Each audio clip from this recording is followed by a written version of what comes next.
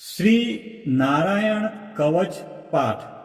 પ્રિય ભક્તજનો, આપણે નારાયણ કવચનો પાઠ કરીશું. પરીક્ષિત રાજાએ પૂછ્યું, હે મુનિ, નારાયણ કવચથી રક્ષાયેલા ઇન્દ્રે પોતાના શત્રુઓના સૈનિકોને તેમના વાહનો સહિત રમત રમતા હોય તેમ જીતીને ત્રિલોકની લક્ષ્મી ભોગવી. તે નારાયણ નામનું કવચ મને કહો. વળી તેનાથી રક્ષાયેલા ઇન્દ્રે આતયાયી શત્રુઓને કેવી રીતે જીત્યા તે પણ કહો. શ્રી શુક્ર ઉવાચ. શ્રી શુક્રદેવ કહે છે, પુરોહિત તરીકે સ્વીકારેલા વિશ્વરૂપે ઇન્દ્રને જે વચન કહ્યું તે પણ કહું છું, તો તમે તે એક ચિત્તે સાંભળો. વિશ્વરૂપ ઉવાચ. વિશ્વરૂપ કહે છે, જ્યારે ભય જણાતો હોય ત્યારે હાથ પગ ધોઈ આચમન કરી પવિત્ર પહેરી ઉત્તરાભિમુખે બેસી અષ્ટાક્ષર તથા દ્વાદશાક્ષર મંત્રથી અંગન્યાસ કરી મૌન ધરી પવિત્ર થઈને નારાયણ કવચ ધારણ કરવું.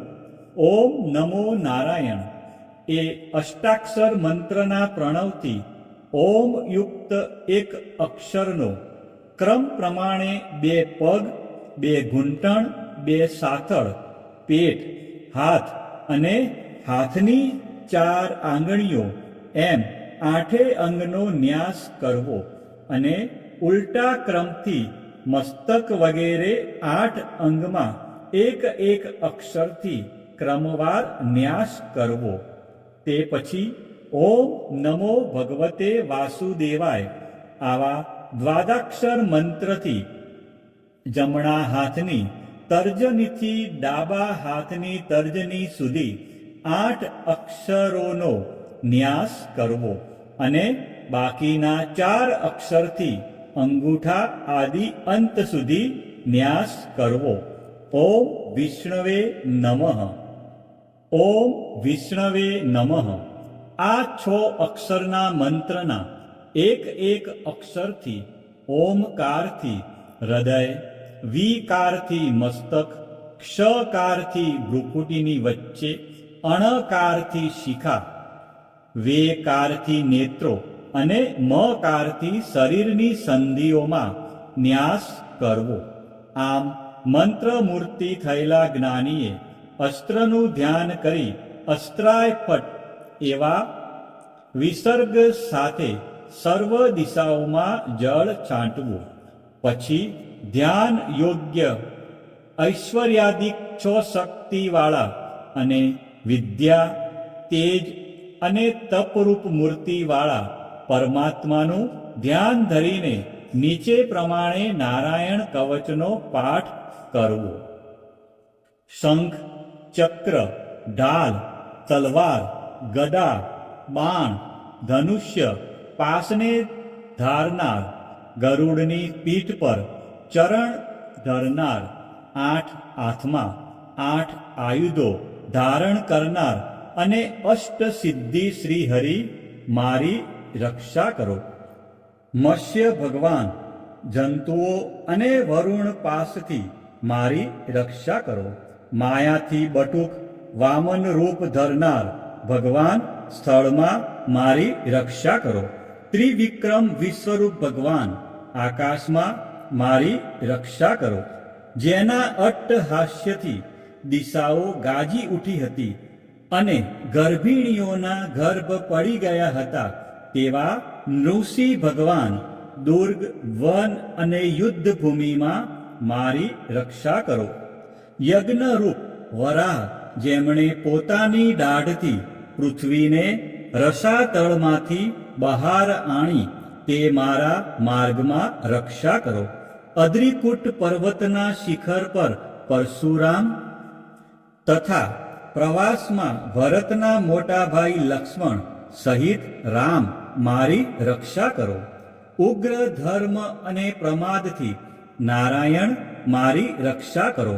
નિંદાથી નર ભગવાનને યોગ ભ્રષ્ટ થતા યોગેશ્વર દત્તાત્રેય મારી રક્ષા કરો. ત્રણેય ગુણોના સ્વામી ભગવાન કપિલ કર્મ બંધનથી મારી રક્ષા કરો. કામદેવથી સનત કુમારો મારી રક્ષા કરો. દેવના પ્રણામ ન કરવાના અપરાધથી મારું રક્ષણ કરો. ભગવાનની પૂજામાં જે કંઈ વિઘ્ન નડે તેમાંથી દેવર્ષિ નારદ મારી રક્ષા કરો. અને બધા નકોરથી કુર્મ ભગવાન મારી રક્ષા કરો. અયોગ્ય ખોરાકથી ધન્વંતરી ભગવાન રક્ષા કરો. કામ ક્રોધાદિકના ભયથી જીતેન્દ્રિય વૃષભદેવજી રક્ષા કરો. લોક અપવાદથી બલભદ્રજી અને ક્રોધાવેશ સર્પગણોથી શેષ ભગવાન મારી રક્ષા કરો. અજ્ઞાનથી વેદવ્યાસ મારી રક્ષા કરો. પાખંડીઓથી બુદ્ધ ભગવાન મારી રક્ષા કરો. કાળના મળરૂપ કલીથી કલ્કી ભગવાન મારી રક્ષા કરો. પ્રાતઃ કાળમાં ગદા અને કેશવ મારી રક્ષા કરો. સાયંકાળમાં વેણુધારી ગોવિંદ અને પરોઢિયે ઉદાત્ત શક્તિવાળા નારાયણ તેમજ મધ્યાહને ચક્રધારી વિષ્ણુ ભગવાન મારી રક્ષા કરો. સાંજે મધુ દૈત્યને મારનાર સારંગ પાણી મધુસૂદન મારી રક્ષા કરો.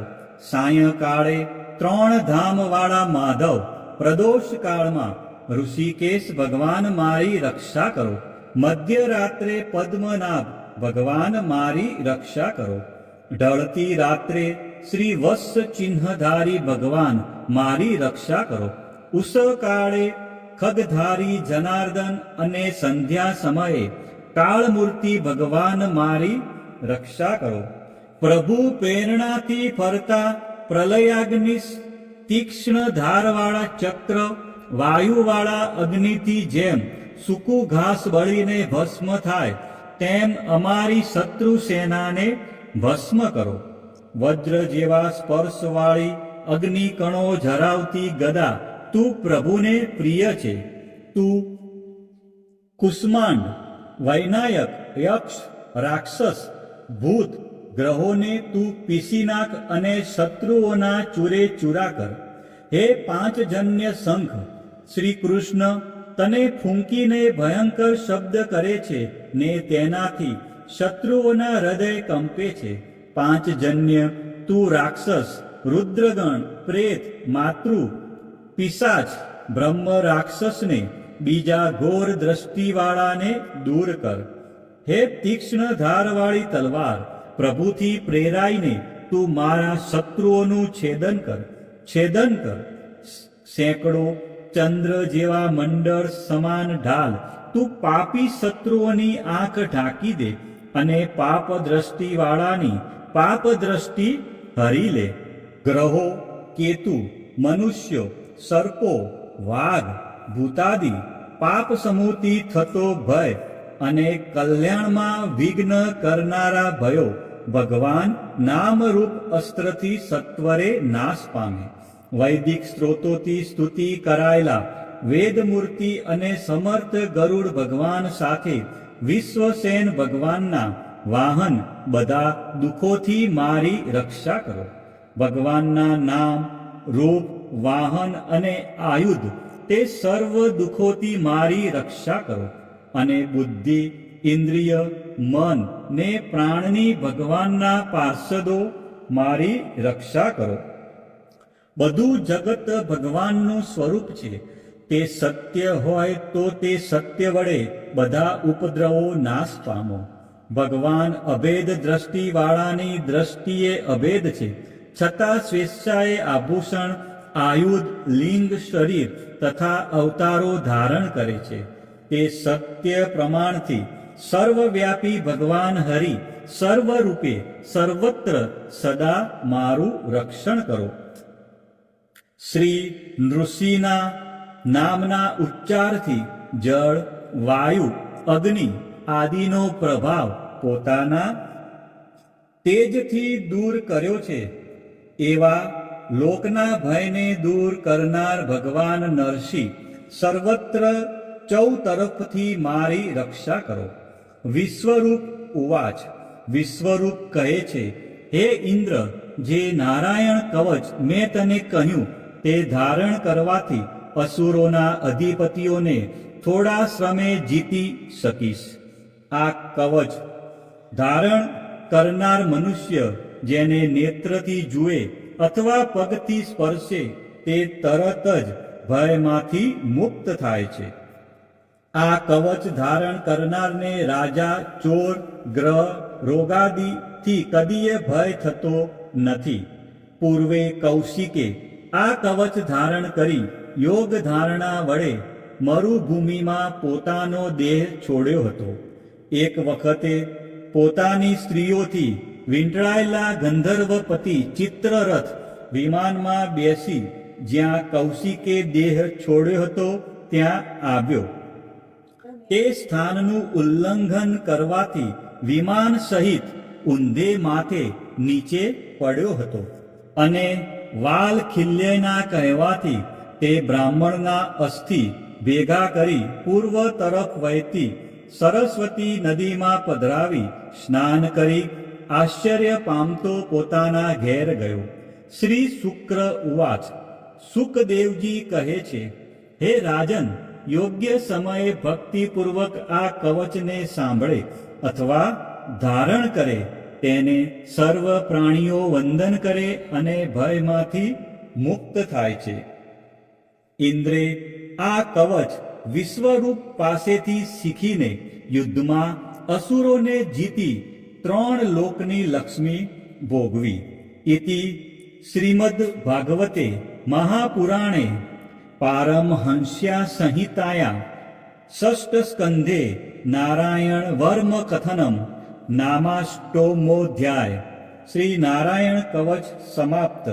તમે મારો નારાયણ કવચનો પાઠ સાંભળ્યો તે બદલ તમારો ખૂબ ખૂબ આભાર.